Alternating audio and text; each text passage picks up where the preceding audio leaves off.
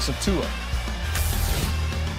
No, Tua wasn't injured. We just felt like it was the best move at that point in the game. We had to get in a 2-minute mode, and we just felt like he gave us the best chance to win the game, which we had an opportunity at the end. My thoughts were whatever was going to be best for the team. We couldn't, when I was in, we couldn't really get things going. And, Coach felt like it was the best decision to put Fitz in to try to give us a spark. So when I heard that, it's really what's best for the team.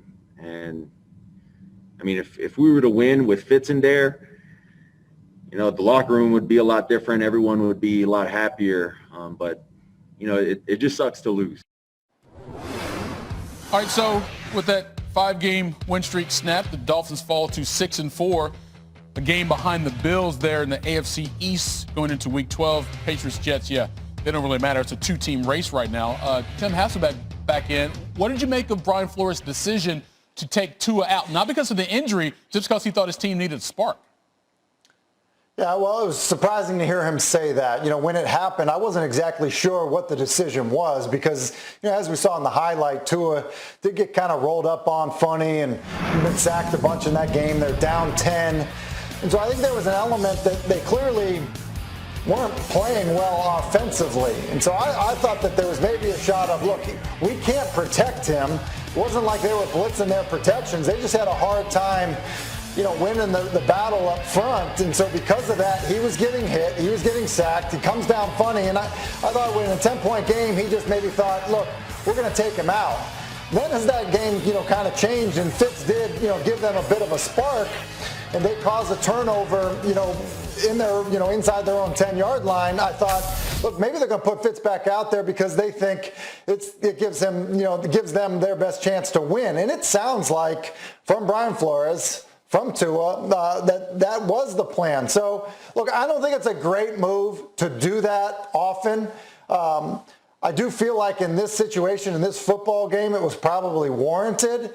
But if you're trying to develop a young quarterback, every time that guy is struggling and you're down 10, you can't be in a situation where you yank him out of the football game. You can't. Now, it almost worked against the Broncos today, but I don't think that is the right plan to develop a quarterback going forward.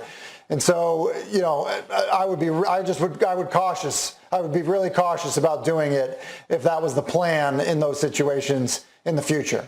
And Flores did say after the game that Tua will be the starter for the Dolphins next game. So that's at least an indication that they still believe in him, but in this game trying to try a little something different. But let's go to the other side here, Rob. Yep. And that Broncos offense, especially the running game, what impressed you most about that today? They ran 166 yards with 2 running backs. Lindsey was out there, Gordon was out there just running all over the football field. So when you have the ability to run the football, it takes the soul away from the defense. And the last few weeks, the Dolphins have capitalized on turnovers. Even in this game, interception sets up a score. Last week, interception sets up a score. So their ability to run the football, it sets the tone of the game. You create that time of possession to where you control the narrative. And when you're able to run the football like they had in this football game with success, it takes a little bit of your soul out of you as a defender. I've been there. I know how it feels. It's not a great feeling. The altitude's a little high right there, too, so you're even more winded. And at the end of the day, you can't win a football game giving up almost 200 yards on the ground. Yeah, so we can talk about the quarterback situation, but for the Dolphins defense, allowing that many rushing yards from Denver. Hey there, what's happening? Thanks for hanging out with us here on SportsCenter. Michael Leaves here along with Rob Ninkovich in studio. Tim Hasselbeck joining us as well, and we're getting closer and closer to the playoffs. We keep ticking off these games, but some of this drama we're seeing feels like playoff games right now, Rob. That's what we saw in ending between the Packers and the Colts. Yeah, this was an exciting week of football. I'm telling you, the Packers and the Colts coming down to the end. We see it in overtime. Look, this is, at the end of the day, the Colts did a terrific job defensively at halftime. Green Bay basically scored all their 28 points in the first half. Right. Second half, 0, nothing.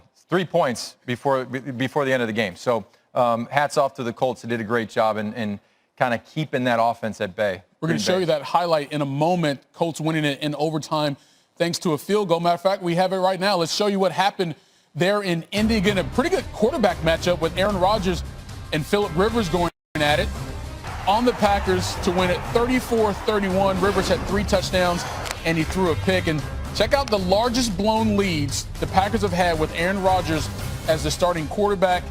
This one, wow, this one's going to hurt. This one's going to hurt for a while.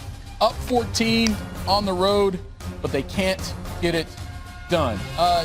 Tim, bring in this conversation because you're down 21-7, you're the Colts, but you got Phillip Rivers there. You know, he's seen pretty much everything the NFL can throw at him, but to take his team sort of by the collar and force them to go down and tie the game, take the lead, what do you say about his performance? Well, it's impressive, especially when you look at, that's now a 7-win football team. And so, the decision to sign Phillip Rivers is looking pretty good right now. And look, I think when you look at this game, there's a lot to digest from it because there are moments, like you saw in the highlight, where Aaron Rodgers is amazing. But then you have other plays in that game where he fumbles a quarterback exchange, and there's moments in that football game, as Rob was alluding to, in terms of what the second half looked like, a fumble on special teams, the inability to get a stop defensively. And so Green Bay that, at times has looked amazing, but yeah, I think the Colts had a pretty good recipe in the second half. Well, that's a good question to consider here, Rob, because you look at where Green Bay was in terms of being up by 14, but how much of that has to do with what the Packers were not doing versus what the Colts were forcing them to do? Well, I think in the first half, you saw the Colts really, they didn't know how to play.